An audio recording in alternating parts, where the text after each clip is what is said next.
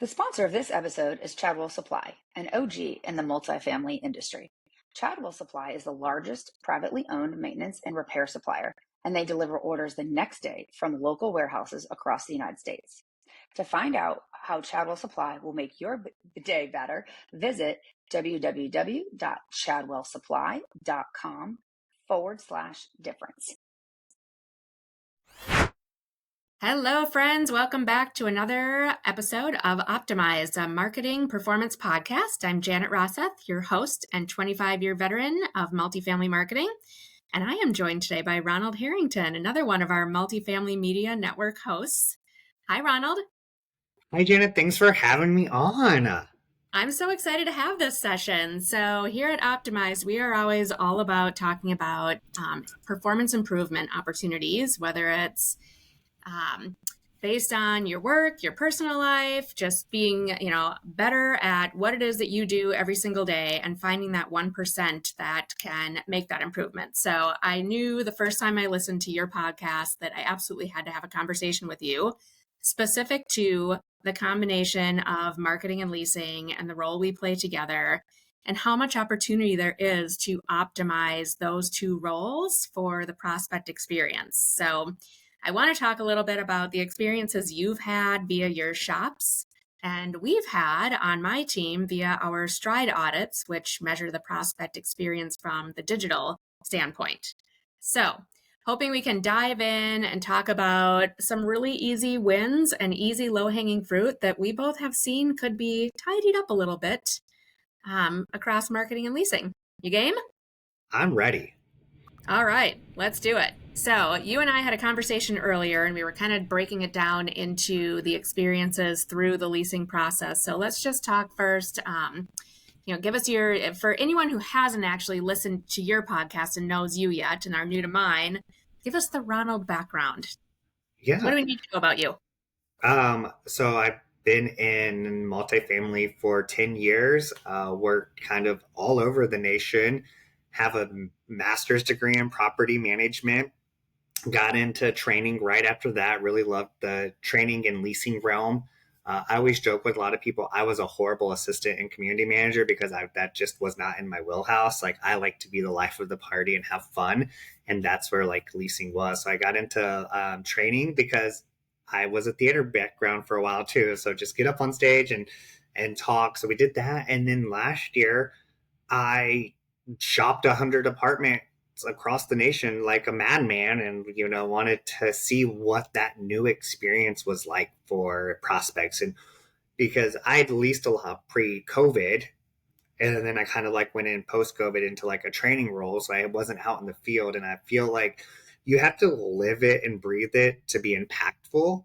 And so like we created this whole new experience department with the company I was working for. And I was like, let me go see what the real experience is like now. We're post-COVID. We should be, seeing some mainstream now versus, trial by fire. Like we have to get this up and running.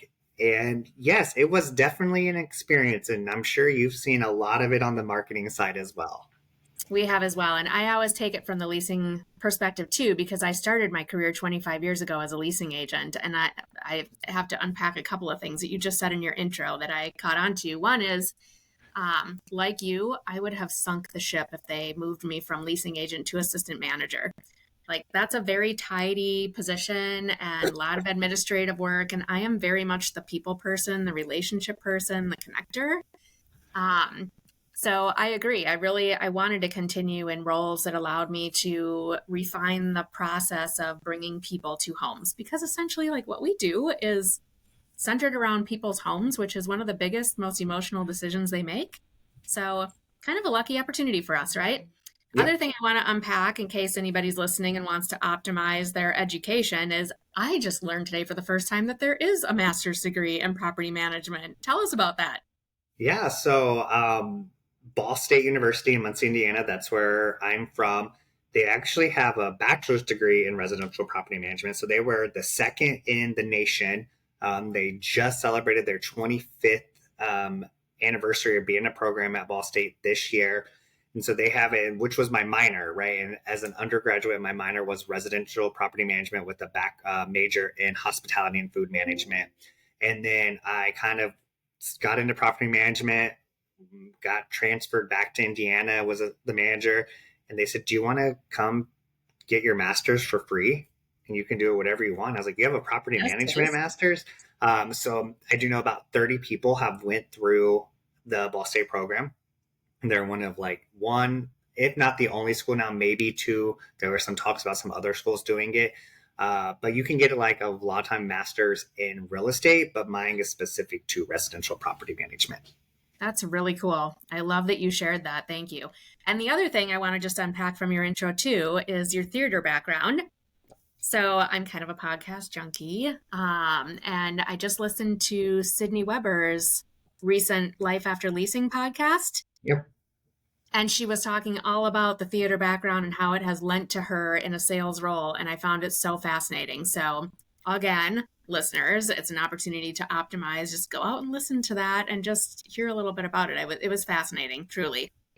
Well, one of the episodes I did with Stephanie Ayler not too long ago was Upskill with Improv. And we talked about, she was taking an improv course, and we talked about how you can use the principles of improv in leasing, in like what that looks like. Because really, at the end of the day, leasing is improv. People don't realize that, but like, you never know what's going to be thrown at you, and you just have to go with it. There's prospects that will say crazy things, and you have to be like quick on your feet.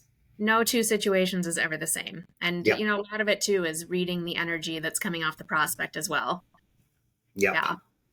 Ah, so fun. We could talk for hours, but for the sake of limited time, let's dive in to just, let's talk about some easy wins between the marketing and leasing roles on first impressions on your property online. Where are some easy wins that you've seen? Yeah. So I think the easiest one is just doing a quick audit of your website. Like, is your chatbot working? I've had properties where it was sent to the wrong place. It didn't put my guest card into the PMS system. So what does that look like? And just doing a healthy checkup, testing lead numbers, and just, I always tell people, think about a new leasing agent, right? They need to sit down and they need to understand that experience that they're going to be walking this prospect through from start to finish. So when was the last time you went on there and you asked your chatbot, what is your pet policy? Is it accurate? Because a lot of times what happens is operations makes decisions based off of the leasing need. So we're property struggling, so we're going to have to make some adjustments on what we might allow. So we may not allow pit bulls in a normal situation, but we know the area we're living in has a lot of pit bulls. So now we might have to allow pit bulls. So operations made that decision, but they never told marketing. So now the website's wrong, or the chatbot is giving wrong information. So to me, that's the quickest and most efficient way. There's another good example too that you just made me think of, that, you know, a lot of our property management systems allow us to choose how far out we want to show availability. Yeah.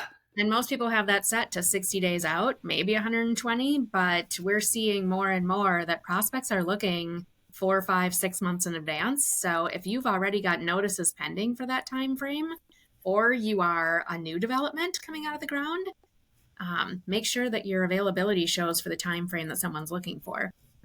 I think that's a really good point, just checking the website. And that's an area that we have found too, just super easy wins, is maximizing your Google business listing. It's a free listing, but so few people put enough labor into really maximizing it. And it's such a first place stop for prospects to see everything they need on your property. Also, staying up to date on specials and pop-ups. We see, I popped into a website the other day. It is now June 3rd when we're recording this. And I popped into a website that still had the Memorial Day hours up, which, I mean, it's only a week out, but still it's a week out.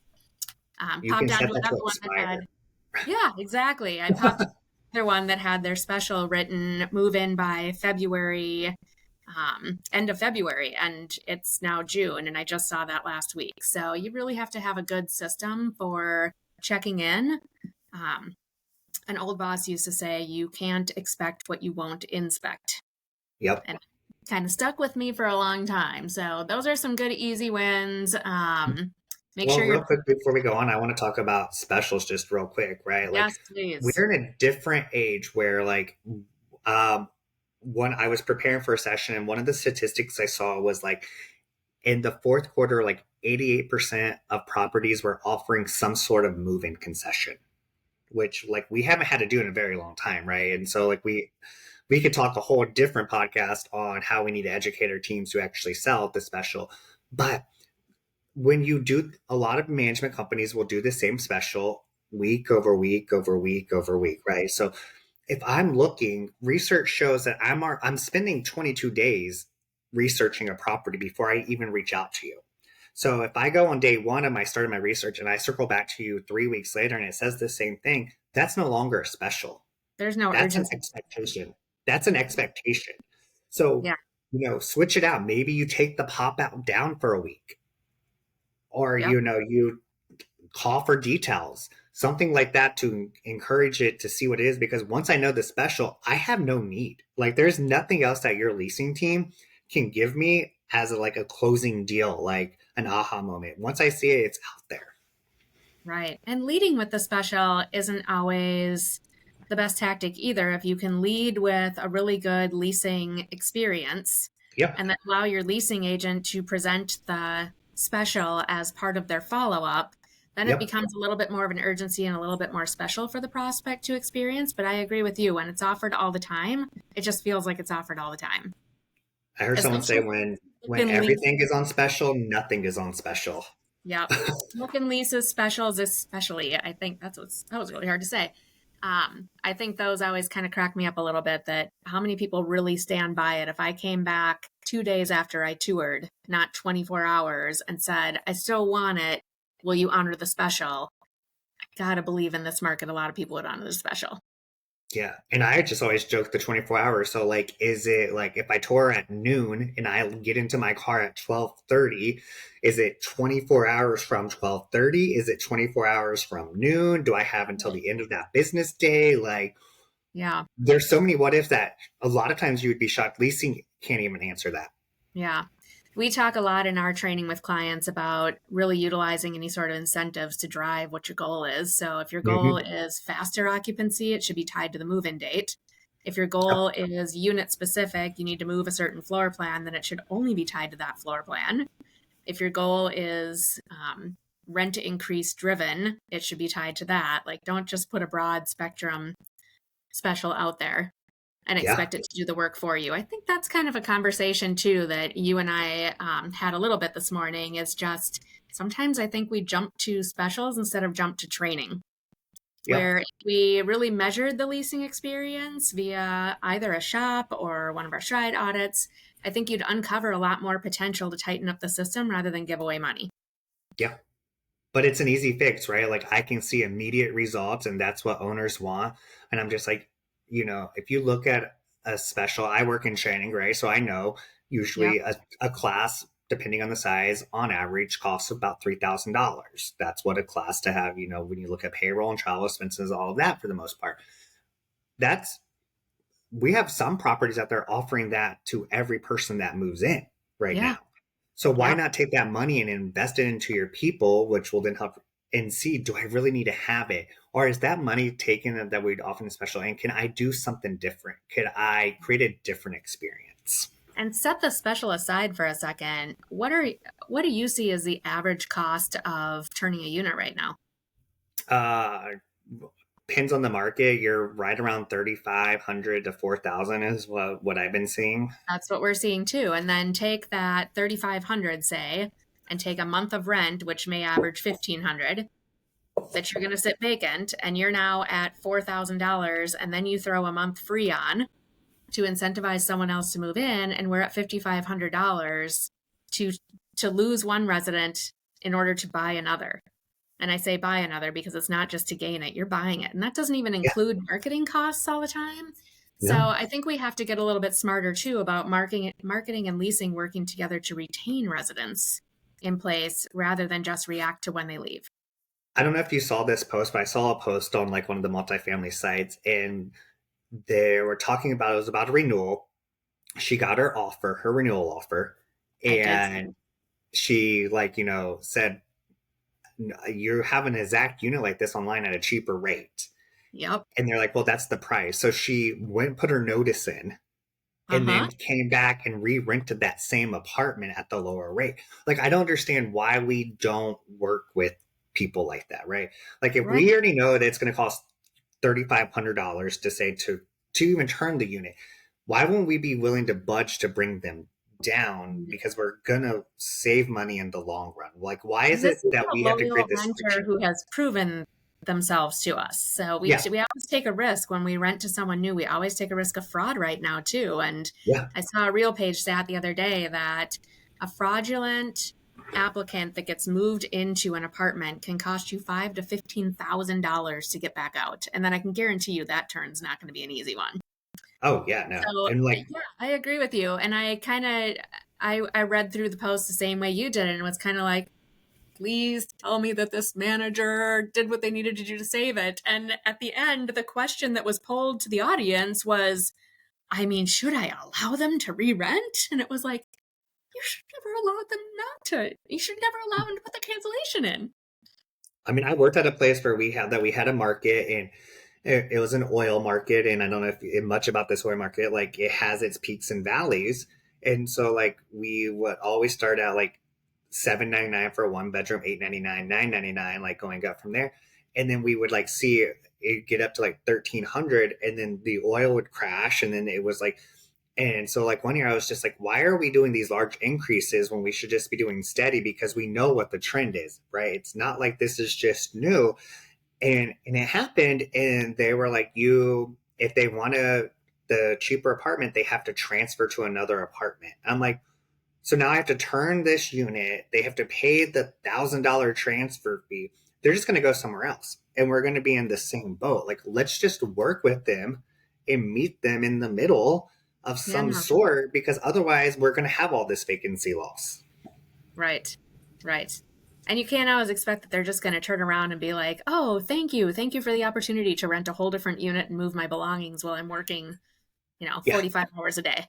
yeah, Thank you for that opportunity. love that.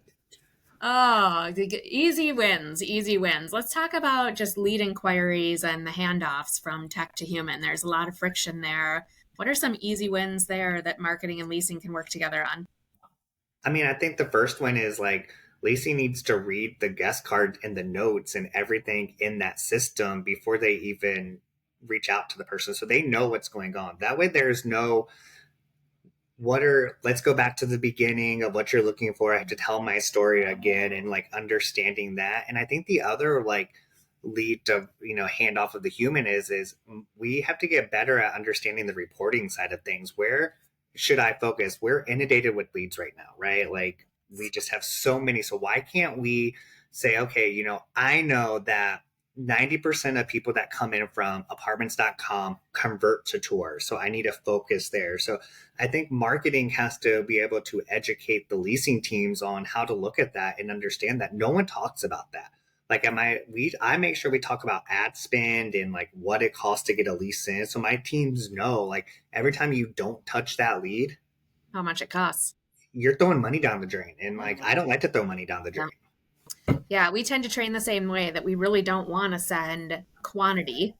We want to send quality. And if we can work together between marketing spend and leasing performance to reduce down the need for that quantity, we can really hit that quality target and turn more leads. So am I accurate still that industry averages we close 5 to 8% of our total leads?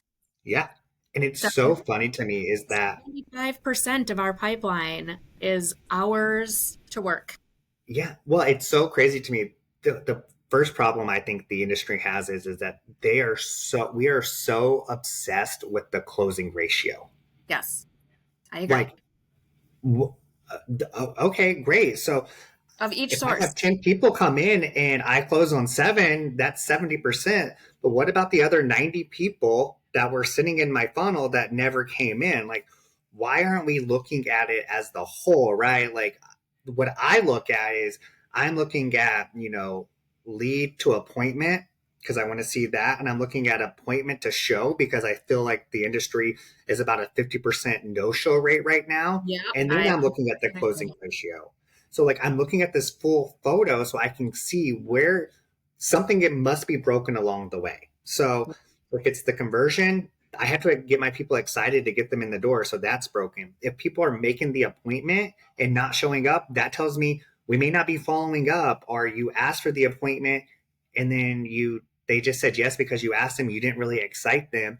Or is it truly a closing ratio problem, right? Like, Right. rarely do I find it that it's truly the closing. I'm super curious too, Ronald, your perspective on, we've added a lot of technology to make it easier for prospects to self-serve and book their own appointment online. Do you think that it's gotten too easy for prospects to book their appointment online and then they're not as committed to come in, and that's where we're maybe losing that 50% no-show rate? No, because I am a huge self-service. Like, I want to at the convenience, right? The problem is we aren't going in and doing the follow-up from that handoff, right? We're letting them book the appointment, and sometimes the message on the appointment says your appointment is requested. Please wait for the leasing office to confirm, and then they never confirm. So I think like we've made it easy, which is what we need now. As leaders, we have to do better about getting. Did you follow up with those people? Did you let them know what to expect? For some reason, high rises and mid rises are like notorious for not reaching out to you to tell you where to park, any of that. Like, then I'm like struggling, like, where do I park at? What do I do when I get here? Is there a concierge that I'm going to have to like get buzzed in, or where's the door at? Because, there's 10 different doors, all of that. So there has to be this expectation, right? That the prospect can only take us so far. As a leasing person, we have to take them beyond the next step, and we have to guide them to what that is. I'm so glad you brought that up. We had a property that we were working with that it was exactly that situation. It was an urban property. They had very little off-street parking to park and come in for a tour, and it was really not very clear where somebody could park. And it was on the side of the freeway that was not as ideal. It's an up-and-coming market, but the other side of the freeway is a little more attractive. So we actually used RealLink to shoot videos of the leasing agent welcoming in the prospect, confirming their tour. Hi, I'm the one you're going to meet. And then showing them exactly, here's how you're going to get into the property. Here's where you're going to park. And then I'm going to come right to this door and get you. I'll see you at. And I was just, I felt so certain that using video to introduce the leasing agent was going to make a difference in that tour. Oh yeah, I'm a huge I love video. I think in when we talk like 2 or 3 years, we were just at the AIM conference together. I think next year, maybe the following year, it's all going to be about self-service. Yeah. Like this year's all about AI. Last year was all about centralization. I think it's going to be self-service. And I picture a world where I put in a work order. I get an email back says, do you want to try to fix this on your own? I click yes. I get a video of a maintenance tech at the property that I live at, so I know the face. Because let's be real, garbage disposal, if that's the issue, there's several models. I want to see the one at my actual unit. So they show me the video, how to reset it. I do. And then an hour later, I get another email that says, were you successful in resetting your garbage disposal? I say yes, the work order gets closed out. I say no, then maintenance goes to come. Because I can already tell you, it's already happening. Today's renter is Googling, they're YouTubing. There's a whole series on TikTok. I learned it on TikTok. On TikTok, yeah. Yeah, I agree.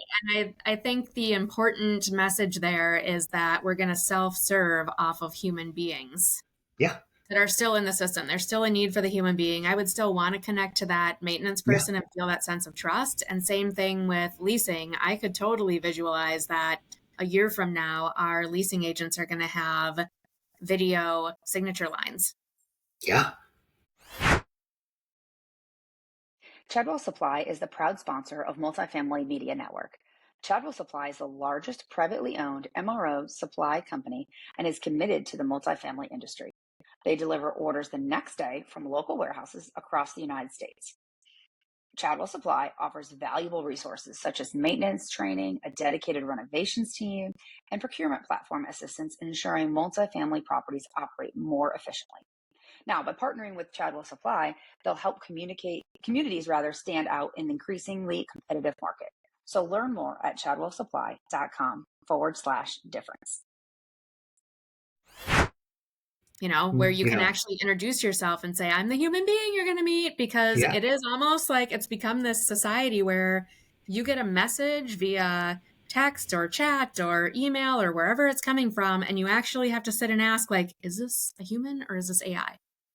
I think about the Discover commercial with Jennifer Coolidge, and she's Yes. like on there, and she was like, "You robots are sounding more human every day." And she was like, "Oh no, you can talk to a real human." She's like, "Prove it, like that you're not a robot." And then the agent says, "You prove that you're not a robot." She's like, "Well, how would I do that?" So like it made me think of that, right? And every time, so I think like, I mean, we're in the people business. We're Mm-hmm. always going to have that connection. They're always going to need something. And more now than ever is because we have so many different generations of renter that we're going to have to be able to meet every single one of them where they're at, whether that's virtual tours, self-guided tours, video tours, in-person tours. Like we're going to have to be able to meet those renters where they are, or we're going to lose out on a majority of people. Like 10 years ago when I moved to California, we didn't do anything online. Like you got an email, I had to like fill out the application, scan it back, all of that. It was unheard of 10 years ago that people moved across the country. Now it's not. Now it's like a common thing. Like you could be in Indiana trying to move to Minnesota. Yeah. And, from the Twin Cities area, we're recording that 35 to 40% of the residents that are moving in to this city are coming from out of market. So we have to be better at recognizing how to serve that renter rather than just requiring them to work within our normal office hours. Yeah. I And think I that think like, you're right. I think you're onto something, Ronald. I think that renters and, renters are going to start to assimilate to renting the way they want to experience it. mhm. So a renter who is not as high tech, is not as savvy, is not going to be attracted to a property that pushes them through all of the AI tools and chatbots. They're going to be more attracted to that traditional experience where they can just pick up the phone and call. Yeah. And I agree. I think we have to kind of have an experience for renters the way they want to experience it.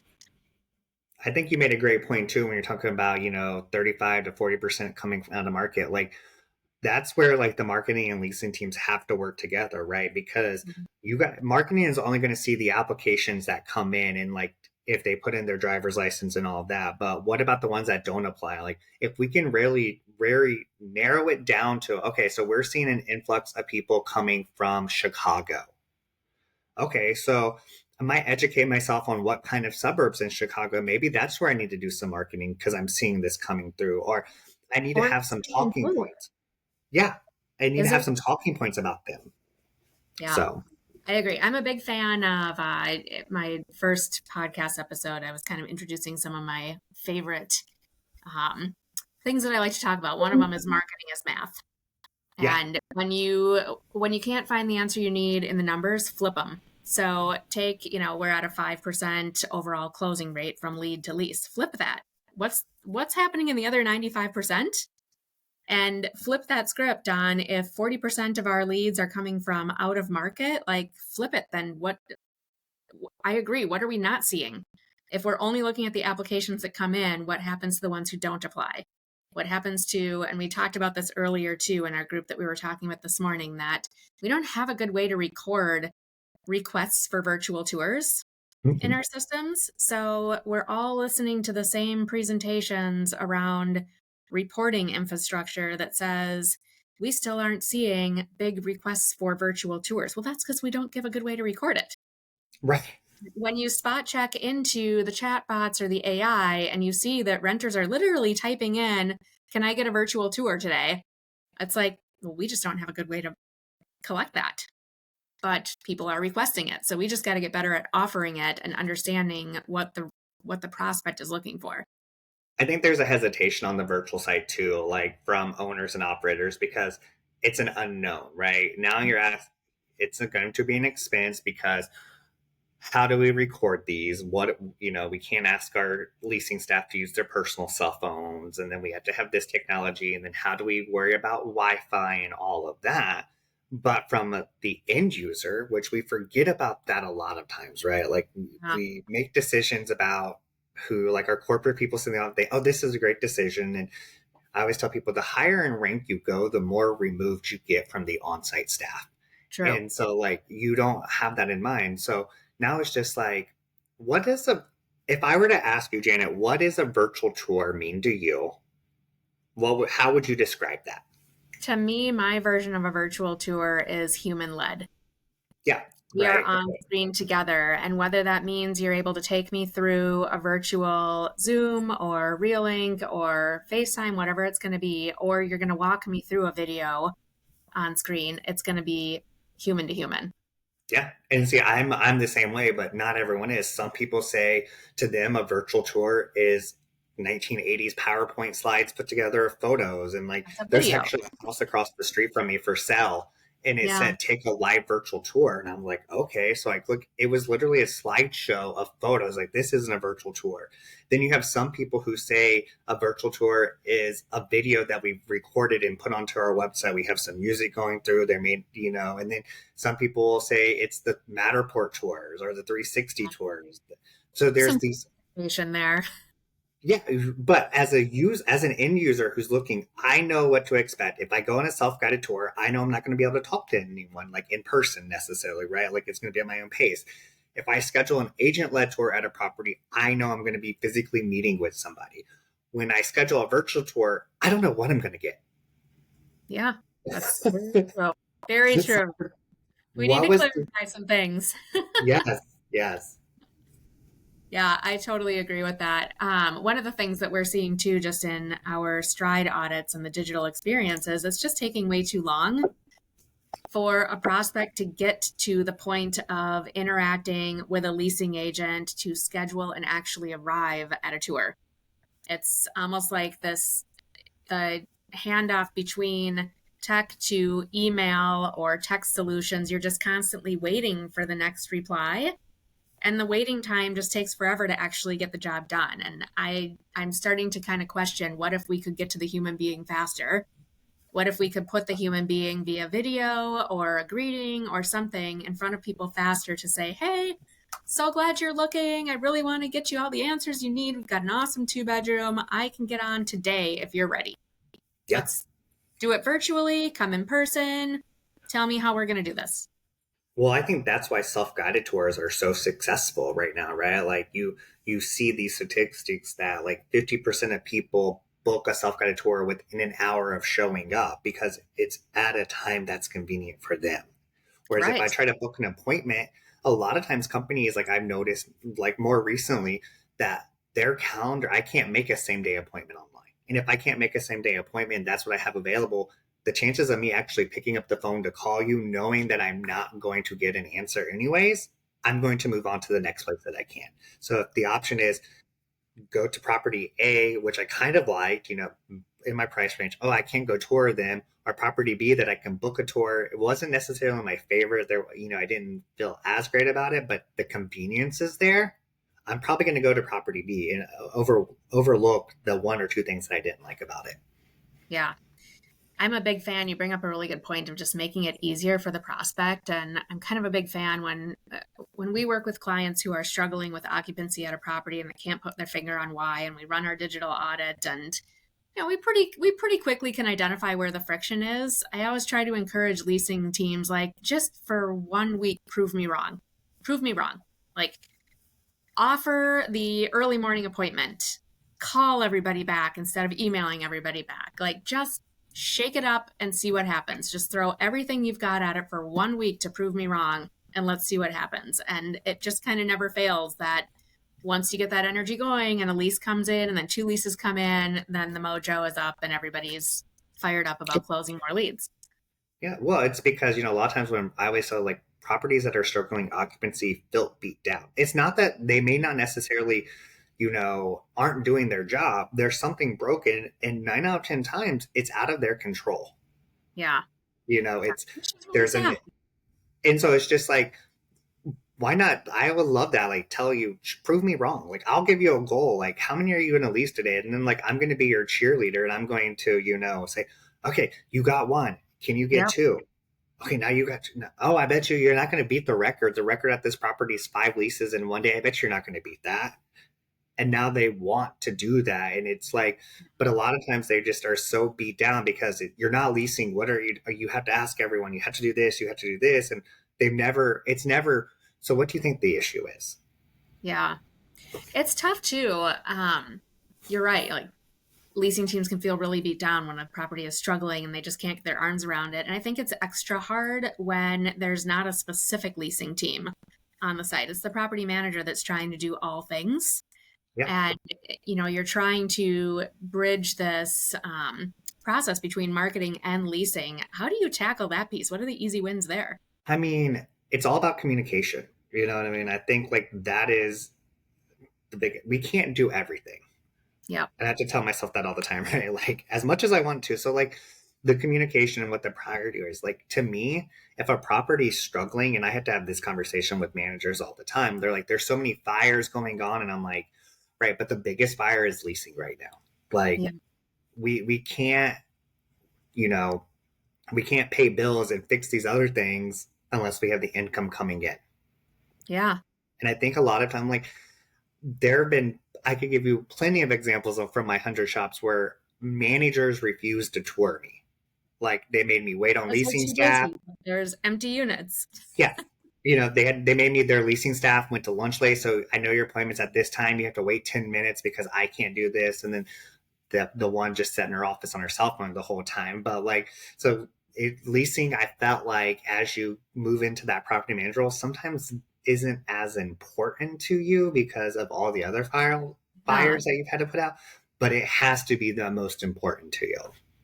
Yeah, it does, especially if there is occupancy, creeping. You've got vacant units already, and now you're going to get more notices again. It is important. And I think sometimes it just even needs to be like, let's tag team on this. I'll go into your CRM and send a bulk email. Yep. You tell me what time frame I should send it so the responses come back at a time you can actually work them. Or, let's do this for, the next 3 days, block out your calendar from 10 to noon.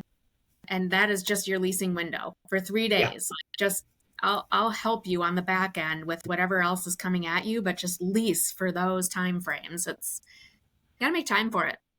And I think we also have to get better about looking at the trend. Like first, like I feel like nothing's on fire, then all of a sudden the property's on fire, your occupancy dropped and you're doing X, Y. And I'm just like, occupancy doesn't drop overnight.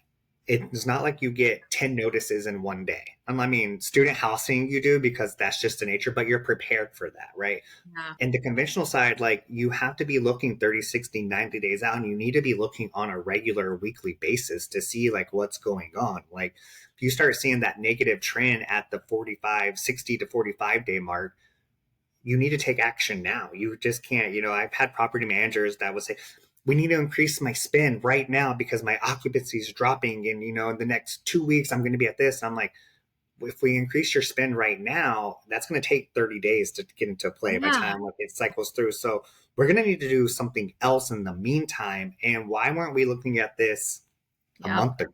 So tap into that pipeline of 95% of your prospects that haven't leased yet.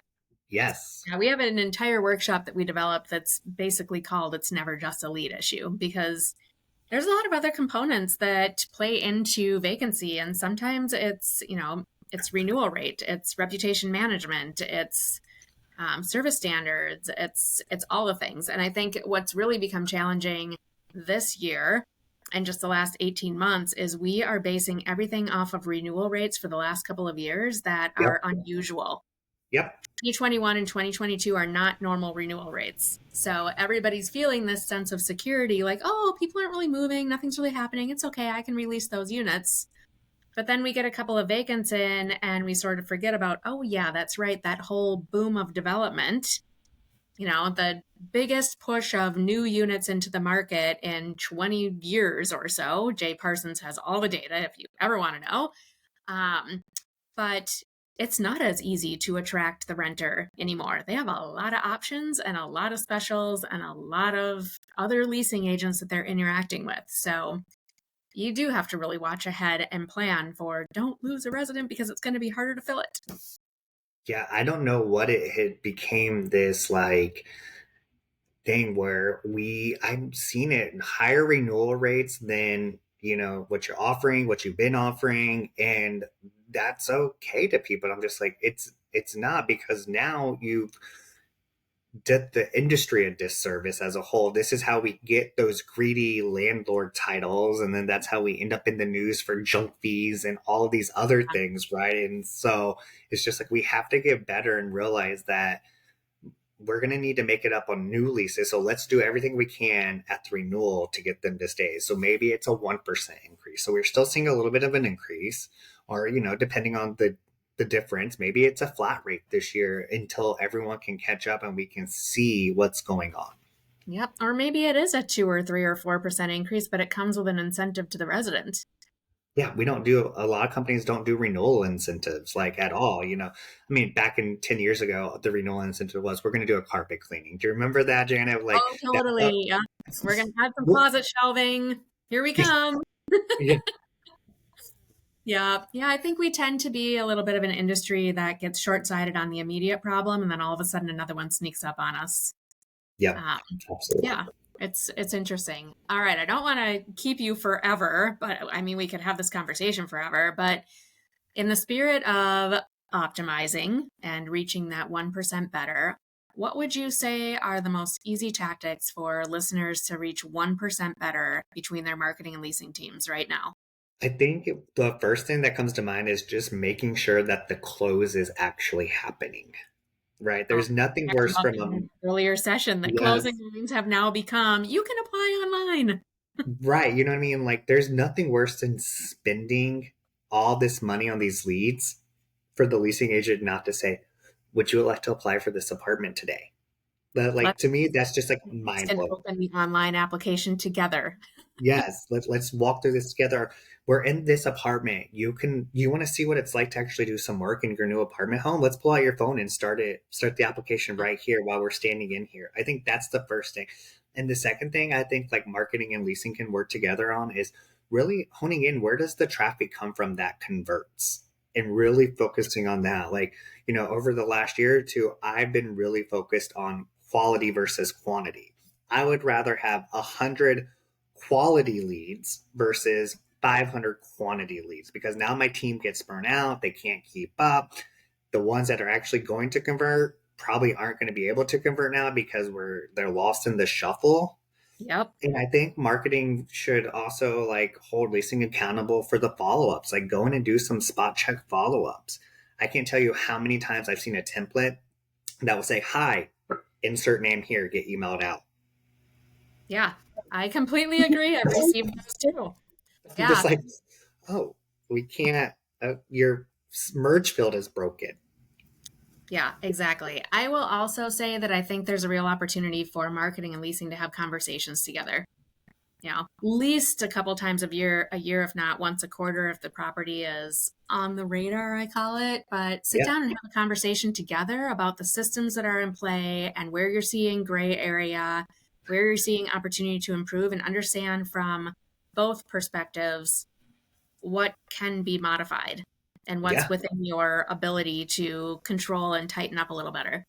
Yeah, I think marketing can have a whole like talk about how much it costs, and so leasing understands that. They have to understand that buy-in, right, and be bought into the process. And marketing a lot of times is the ones who are doing all these rollout with the tech, but we're not having the leasing staff bought into it. And so it's just like, here's another piece of tech that is going to take my job or not going to work. Well, sometimes we fall into the launch and leave it syndrome too. I have kind of coined that term, launch and leave it, that you launch it, you train everybody on launch day, and then you leave it and don't look back. And site teams turn over, and the product starts to evolve a little bit, and nobody's looking back to retrain on it. I think you have to kind of always have your eye on it. If that's how you're maximizing leads and conversions, you have to kind of always have an eye on those pieces. Okay, I have one more question for you that I always ask every guest. Okay. From a personal perspective, how do you personally achieve 1% better in your day? Like, what happens in your daily life that you just always reach just a little higher? I surround myself with people that make me the best version of myself, and so I always tell people, like, I have crazy ideas. So like, I always have to have something like, okay, here's my crazy idea today. Can we not make it as crazy? Or just like the shop program, I thought was a crazy idea at the time. Right. I'm And for it. then it made an experience. So like surround yourself with people like that who are going to push you. Being 1% better, you don't have to do it by yourself. You can I find the love people that. there with you that can say, okay, you know what? That wasn't your best work, or that wasn't the best version of yourself. What's going on today that you might need an uplift, or you just need to say, I'm just having a rough day, and Yeah. that's just talking about that. Yeah, that's so great, especially when we're all a little bit more remote than usual. Yeah. I mean, not that that's changed much, but you're moving around, working in remote places, like bouncing around from site to site. And sometimes you do just need someone that you can check in with during the day that can just kind of say, hey, are you still pushing? You still grinding? What's happening? I There's actually nothing worse than do going. that on LinkedIn because I am remote. My whole team's remote. And when I'm on LinkedIn on a daily basis, you know who the people are that post out there and just push everybody Yeah. just a little bit more. It's like I just kind of crave those posts where I can say, yep, I'm going to go get it today. Yep. I'm the same way. Like, I'm just like, I'm having a bad day. I need to call someone. Or, I mean, I go to site, and sometimes that's mentally draining. Yeah, it is. Being It's on not your like I'm A going game to, can be very mentally draining. You have to reboot a little. yeah. So that's how I get 1% better. How can people find you? People can find me on LinkedIn at Ronald Harrington. That's the most easy or convenient way. They can subscribe to Rooms with Ronald with all the great content that comes out weekly from there. Those are two of the quickest ways. Or you can email me at ronald.harrington@havenresidential.com. Awesome. I really encourage listeners to go out and find your podcast too, because I think there's so many similarities between your experiences and the ones that I'm kind of uncovering out here too. And of course, it's all on the Multifamily Media Network, which is a great place to find really good content from some really talented hosts and some really cool guests. Opportunities for blog posts and sponsorship opportunities. And listeners, if you like this episode, I hope you'll go out and hit a like, hit a share, leave a comment. We love hearing from you. And I think, Ronald, you and I are both at NAA, We're both at Apartmentalize. NAA. Yeah, I'm well, not sure if this episode is Podcast going to drop Palooza. right before that or not, but we will be interviewing fellow podcasters at the Podcast Palooza on Tuesday evening, which is going to be fun. And then live podcasting from the Chadwell Supply Group Yeah, booth, correct? I'm Friday. And, I'm Friday. You're what and time? When you are you are doing? doing a session as well. Yep, Leasing Across America, Impacts and Insights from 100 Shops on Thursday with Christy Ficker and Stephanie Anderson. And then Friday morning, I'm actually doing a fun session interviewing. It takes two to tango. So we're going to talk about the interview process a little bit and making sure Love that it. both sides are benefiting from that process. Both of those sound like incredible sessions. All right. I will see you there. Until next time, I hope you go out and optimize and find that 1%. Bye. Thank you again to Chadwell Supply for sponsoring this episode. Chadwell Supply delivers unforgettable service with next day delivery, online and in-person maintenance training, procurement platform, assistance to make your ordering simple. Visit chadwellsupply.com/difference to learn how Chadwell Supply will make your day better.